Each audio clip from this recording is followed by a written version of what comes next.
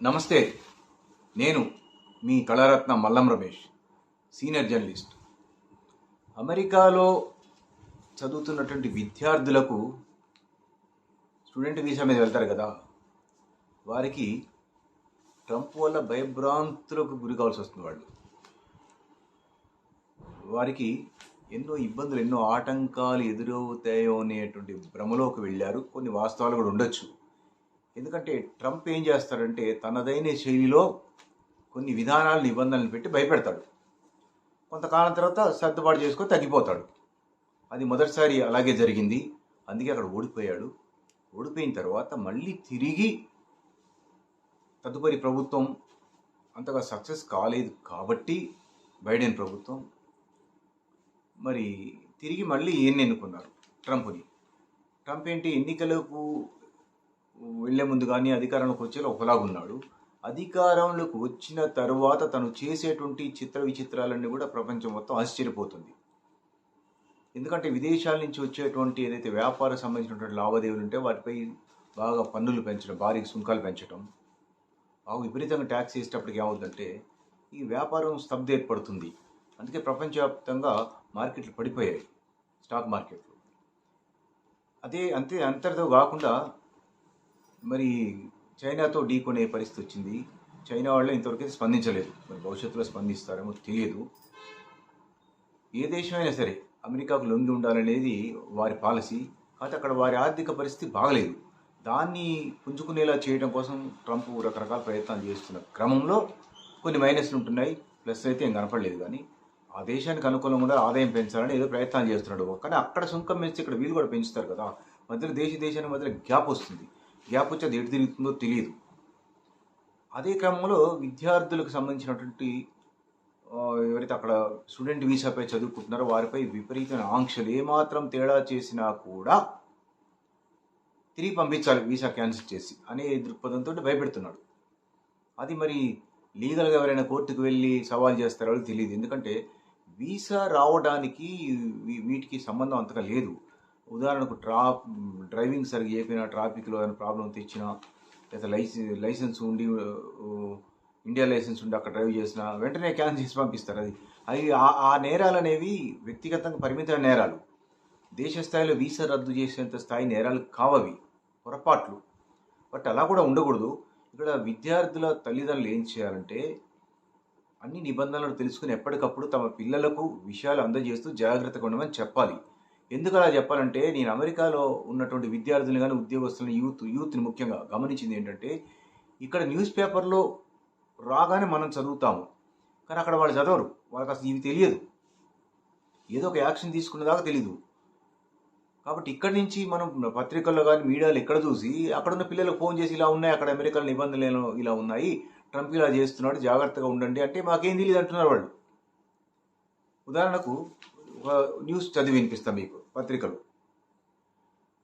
మీ visa రద్దు చేస్తున్నాం, America నుంచి వెళ్ళిపోండి, విద్యార్థులపై తీవ్ర చర్యలకు ఒడిగడుతున్న ట్రంప్ సర్కార్, ట్రాఫిక్ నిబంధనలు పాటించకపోవడం సహా వేరు కారణాలు. ఇక్కడ ట్రాఫిక్ నిబంధనలు పాటించకపోయినా కూడా వీసా రద్దు చేసేంత పరిస్థితి ఆ దేశంలో నెలకొని ఉంది. ఇంకా ఇంప్లిమెంట్ కాలేదు, అవుతుంది ఇప్పుడిప్పుడే. ప్రశ్నార్థకంగా తెలుగు విద్యార్థుల భవిష్యత్తు. తెలుగు విద్యార్థులు మాత్రమే కాదు, భారతీయ విద్యార్థులు, ఇతర రాష్ట్రాల విద్యార్థులు, వారు మాత్రమే కాకుండా ఇతర దేశాల విద్యార్థులకు కూడా ఈ సమస్య ఉంది. ఆ న్యూస్ కొంత వివరంగా చదువుదాం. భవిష్యత్తుపై ఎంతో ఆశతో అమెరికాలో చదువుకోవడానికి వెళ్లిన భారతీయ విద్యార్థుల ఆశలను ట్రంప్ సర్కారు చిదిమేస్తోంది. ఏడాది రెండేళ్ల కిందటి చిన్న తప్పులను ఎత్తు చూపిస్తూ వీసాలు రద్దు చేస్తోంది.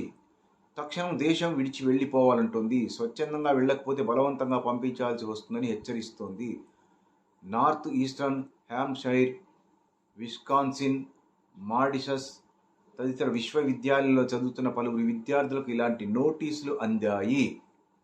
ఇందులో తెలుగు విద్యార్థులు ఉన్నారు. ఒక నార్త్ ఈస్టర్న్ విశ్వవిద్యాలయంలోనే 40 మంది వీసా రద్దు నోటీసులు అందగా 40 మందికి, అందులో 18 మంది ప్రస్తుతం అక్కడ చదువుతున్న వారే. మరో 22 మంది చదువు పూర్తి చేశారు. ఇక్కడ ఏంటంటే వీసా రద్దు అనేది చాలా ఇబ్బంది విద్యార్థులకు. వీసా రద్దు కాగానే ఏం చేయాలి, ఇక్కడికి వచ్చేయాలి. కానీ అక్కడే ఉండి వీసా ఎక్స్టెన్షన్ ట్రై చేస్తూ ఉంటారు, ఇది వేరే విషయం. కానీ ఇక్కడ ట్రాఫిక్లో సరిగ్గా కారు నడకపోయినా, లేకపోతే చిన్న చిన్న పొరపాట్లు ఏమైనా ఉన్నా కూడా ఇంకా చాలా ఉన్నాయి. ఇప్పుడు మొత్తం న్యూస్ చదివితే టైం సరిపోదని కొన్ని పరిమితంగా చెప్పాను. తల్లిదండ్రులు ఏం చేయాలంటే తమ పిల్లలకు ఆ సమాచారాన్ని అందజేస్తే వారు జాగ్రత్తగా ఉండే అవకాశం ఉంది. కాబట్టి మరి పర్టికులర్గా వీసా రద్దు చేసే ప్రమాదం ఉంది కాబట్టి అందరూ కేర్ఫుల్గా ఉండాలని మరొకసారి చెప్తున్నాను. ఈ సందర్భం ఒక విషయం చెప్తాను.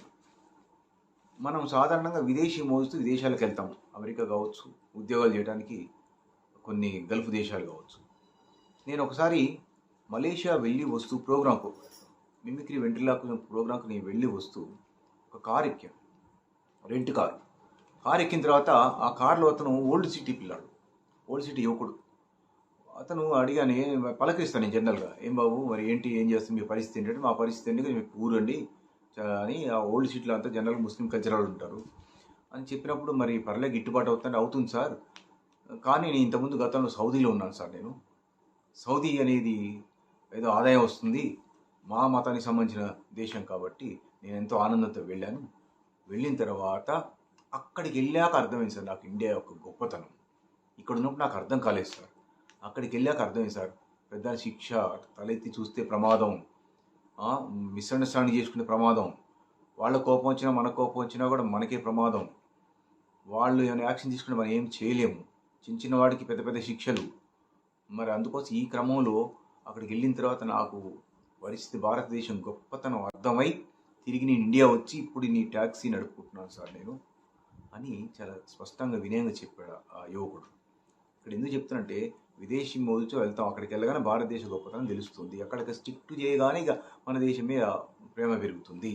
కాబట్టి ఆ స్టిక్ చేసినప్పటికీ రూల్స్ పాటించండి, పాటిస్తూ జాగ్రత్తగా ఉండండి. మన దేశాన్ని వ్యతిరేకించకుండా మన దేశంలో ఉన్నటువంటి హక్కులు, స్వేచ్ఛ అనుభవించండి. ఇక్కడ స్వేచ్ఛ హక్కు ఎక్కువై అందరి దేశం మీద తిరగబడి దేశాన్ని వ్యతిరేకిస్తూ, విదేశాలకు సపోర్ట్ చేస్తూ, విదేశీ నిధుల కోసం దేశాన్ని పాడు చేసే ప్రయత్నాలు కూడా చేస్తున్నారు. అలా కూడా చేయొద్దని వారికి విజ్ఞప్తి చేస్తూ, ట్రంప్ నిబంధనలను పాటించే దరిమిలా జాగ్రత్తగా ఉండాలని మరొకసారి తెలుగు విద్యార్థులకు అందరికీ స్పష్టం చేస్తున్నా. ధన్యవాదాలు. నేను ఇంకొకటి చెప్పనా, ఈ రూల్స్ అన్ని ఫస్ట్ నుంచి ఉన్నాయి, అందరూ పిల్లలు తెలుసుకొని వెళ్ళాలి. ఈ కాకపోతే ఇప్పుడు బాగా స్ట్రిక్ట్ చేస్తుంది, ఆ రూల్స్ స్టార్టింగ్ నుంచి ఉన్నాయి అనే విషయం కూడా మీరు చెప్పాలి. నేను ఈ టాపిక్ ముగించే ముందు ఒక విషయం చెప్పదలుచుకున్నాను. ఏంటంటే, అమెరికాలో ఈ రూల్స్ సాధారణంగా ఉన్నాయి. అసలు అమెరికాలో ఈ రూల్స్ ఉన్నాయి అంటే, నేను ఉన్నాయని ప్రారంభంలో చెప్పలేదు. ట్రంప్ ఎప్పుడైతే ఈ రూల్స్ని ఇంప్లిమెంట్ చేయడానికి విధించి జారీ చేశాడో ఆ టాపిక్ మాత్రమే చెప్పాను. కానీ ఈ రూల్స్ ఆల్రెడీ ఉన్నాయి, చేయటం అనేది అంతగా చేసేవాళ్ళు కాదు. ట్రంప్ వచ్చి వీటిని ఇంప్లిమెంట్ చేస్తున్నాడు కాబట్టి ఆ విషయంలో గుర్తు చేస్తూ మరి జాగ్రత్తగా ఉండాల్సిందిగా విజ్ఞప్తి చేస్తూ, తల్లిదండ్రులు కూడా మరొకసారి సూచన చేస్తున్నాను. ఇప్పటి తల్లిదండ్రులకు సూచనలు చాలాసార్లు చేసి ఉంటాను, విద్యార్థులు జాగ్రత్తగా ఉండడం చాలాసార్లు చెప్పుకుంటాను. టాపిక్ ఇంపార్టెంట్ కాబట్టి అలా చెప్తున్నాను. కాబట్టి ప్లీజ్ టేక్ కేర్. ధన్యవాదాలు. నేను చెప్దామని